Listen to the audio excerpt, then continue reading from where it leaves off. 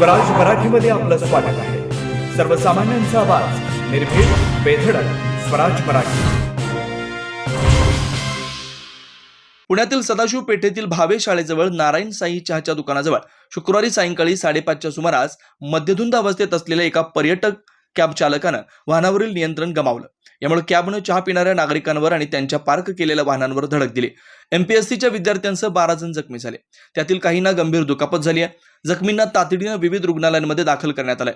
या प्रकरणी आरोपी चालक जयराम मुळे वय 27, रहिवासी बिबवेवाडी, गाडीचा मालक दिगंबर यादव शिंदे वय 27 आणि सहप्रवासी राहुल गोसावी वय 27 यांना पोलिसांनी ताब्यात घेतलं. त्यांच्या विरुद्ध विश्रामबाग पोलीस ठाण्यात गुन्हा नोंदवण्यात आला असून त्यांना वैद्यकीय तपासणीसाठी पाठवण्यात आलंय, अशी माहिती पोलीस उपायुक्त निखिल पिंगळे यांनी दिली आहे.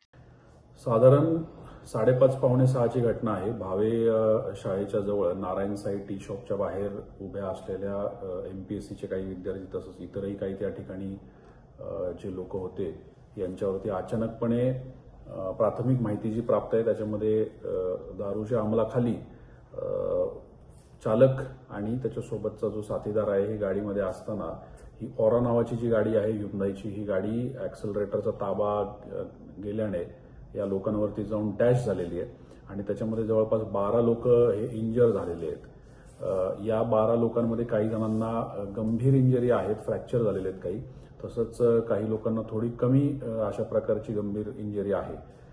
यामध्ये याच्यातला जो चालक आहे जयराम मुळे वय वर्ष 27 बिबवेवाडीचा राहणारा आणि त्याचबरोबर या गाडीचा मालक दिगंबर यादव आणि को पॅसेंजर गाडीमध्ये जो बसला होता तो राहुल गोसावी असे हे तिघही आपल्या ताब्यात आहेत. यांच्यावरती कठोरात कठोर कारवाई करण्याची तरतूद आणि प्रक्रिया ही पोलीस स्टेशन या ठिकाणी चालू आहे. यांची मेडिकलची प्रक्रिया ही दवाखान्यामध्ये चालू आहे, MLC आणि त्याचबरोबर ड्रंक अँड ड्राईव्ह रिलेटेड सगळी प्रक्रिया ही देखील चालू आहे. पोलीस प्रशासन विश्रामबाग पोलीस स्टेशन या ठिकाणी हा गुन्हा दाखल होतोय. पोलीस प्रशासन तत्परतेने कठोरात कठोर कारवाई यांच्यावरती करून घेत आहे.